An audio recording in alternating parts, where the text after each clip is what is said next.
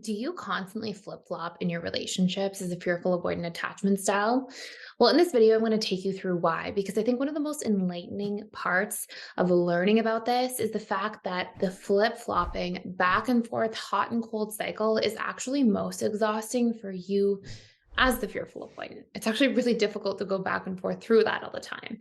So I want to help you understand why this is happening because I find that when we're in that cycle, we can get really attached to the ideas that we're believing about ourselves or partner and help you sort of reevaluate a healthier approach to this and really get clear on what's going on at a root level. So, fearful avoidant attachment styles, they tend to flip flop back and forth for a few really crucial reasons. Reason number one that I talk a lot about on this channel is that you basically have competing associations for the same thing. So, the same thing is love, right? It's love or relationships, however you want to think about it. And as a child, you often got really good experiences with love and connection and really bad ones. And so, because there were these really strong polarities around this, you tend to have wired in emotionally that love can be really great and you yearn for it and you want connection, or love can be terrifying because maybe you saw a really painful divorce growing up, or lots of fighting, or a lot of betrayal wounds, or maybe you struggle with a parent who had a substance issue. So, because of these dynamics, you'll see that you had, maybe some really nice moments and some really painful moments. And so you see relationships through an all or nothing lens because you had so many all or nothing experiences. And this is actually a form of cognitive distortion called all or nothing thinking, where we tend to think in extremes, but you tend to project these things onto relationships as a whole. And so you'll often find that you get really interested, really invested, really like somebody, and then maybe you get really doubtful, really afraid of big commitments, pull back.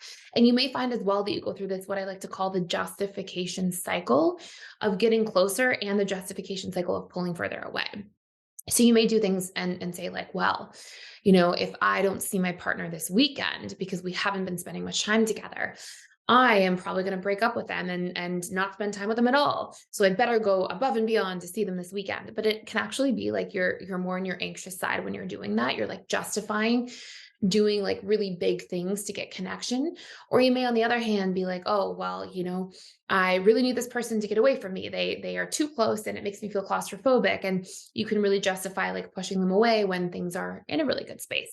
So you'll find that you're constantly trying to buffer out people being too close to you and people being too far from you. And it's really that anxious side and that avoidance side of the fearful avoidant. And that's really sort of point number two, even though it's rooted within point number one. Point number three is fearful avoidants do this thing where they really infatuate with other people and can often put them on a pedestal and think really highly of people. But the higher the pedestal you put somebody on, the further the fall from grace. In other words, the more you see somebody as like so amazing and you have them on this massive pedestal and think they're so perfect, essentially what happens is the moment they don't meet an expectation that you have, because you've kind of projected this idealized version of who they are onto them, the moment they make a mistake, and human beings will make mistakes, right? You feel like, oh my gosh, those high expectations you had are now broken. And if they're way up here, they have a long way to fall, right? So you can see that dynamic happening. It's not the same thing, just to be clear, as like splitting. If you've ever heard the term splitting from a borderline personality perspective, borderline personality disorder perspective, that's sort of a different dynamic, but it's rooted in the same thing. It's just a less exaggerated version of that, but it follows that same sort of path. And I will go into two other really important reasons why this happens, because it's actually massively important that you realize these things and see what you can do. But I do want to say, if you're tired of the cycle and you really want to break through, you weren't born with these patterns. So they were conditioned into you because of painful experiences. And the subconscious mind can be reconditioned at any time. And there's a really powerful course if you really want to see the needle move. And it is a course that you'll have to like show up for and do the work for. It's not like just go through it and learn. You have to apply.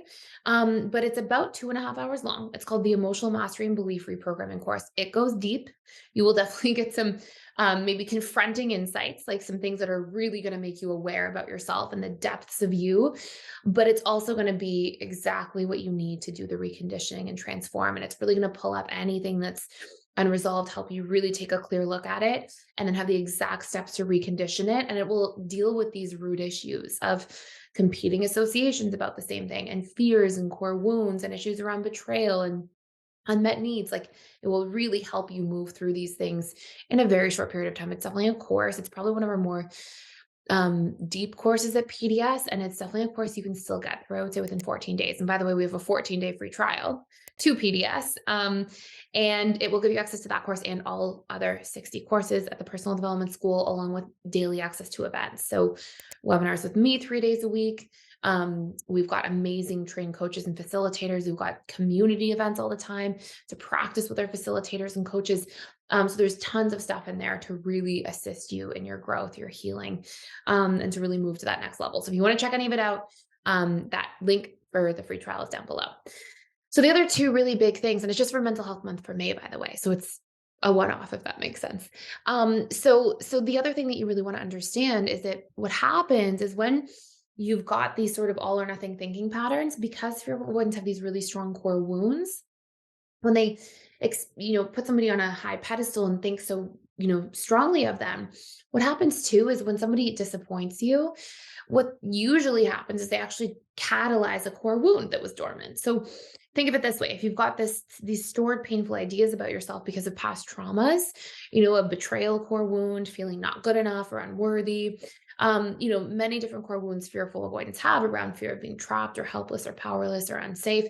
What ends up taking place is the moment somebody doesn't meet your expectations, it also will trigger the core wounds, and it will cause you to really pull very far away. And this is where fearful avoidants can do things like threaten to leave the relationship or really push somebody away for a long period of time. But fearful avoidants have a swinging pendulum between the avoidant and the anxious side. So if you go really far into your avoidance, it has to equilibrate, and you're going to find that you swing very far back into your anxious side more often than not. So you may find after a big fight, after pushing somebody away, you feel all this kind of like guilt and regret, and then you go more into your anxious side and really want to hold on tight and get close, and maybe feel a lot of like, sadness that you hurt somebody or push them away so much, and feel really attached to them after that. And again, the pendulum will continue to swing unless you deal with those underlying core wounds to begin with. And then number 5, and this is a really important reason too, is fearful avoidants often will not communicate what they actually need in a relationship, nor like know what they actually need from somebody in a relationship the vast majority of the time. And as long as you're not communicating your needs, it's very hard to resolve arguments or conflicts. And it's very hard to feel fulfilled in a relationship. Securely attached relationships, they communicate their needs. That's what they do. That's like the norm, the status quo in the relationship itself. And so it's really important for you as an FA to learn to do that, to really connect through that. And that's going to help you feel seen and known. But what happens is fearful avoidants don't communicate their needs. They tend to really give to somebody else and really pour into people that they're invested in or committed to. And then they feel like it's not being reciprocated, and they start pulling away, and they wait for it to reach a tipping point until they're either so angry that they'll finally communicate, or until they're so angry that they feel like it's time to walk away. And sometimes fearful avoidants will literally leave relationships seemingly all of a sudden because there has been this buildup of unmet needs in the background, and they hold it in, and then they kind of unleash. And so it's really valuable to recognize these things about the flip-flopping patterns, why they happen, and by reconditioning them at their root, you can be freed from these things. So, and I will say, like, the tools in the emotional mastery course, I was a really strong FA, and I've been very securely attached for like probably a decade now. And I remember like what it was like. I can remember very specific relationships where I had this really strongly. And it's exhausting. Like, it's not a fun thing to feel. And it's, it often, if we're being honest, right, with ourselves, it's like you accidentally like hurt the other person quite a bit with that pattern, but you're really hurting on the inside too. And so, moving through this and coming out on the other side, relationships also don't feel so stressful. They feel more calm and fulfilling. And, there's not this constant exhaustion of swinging back and forth and back and forth. So anyways, I hope this makes sense. I hope this is helpful for you.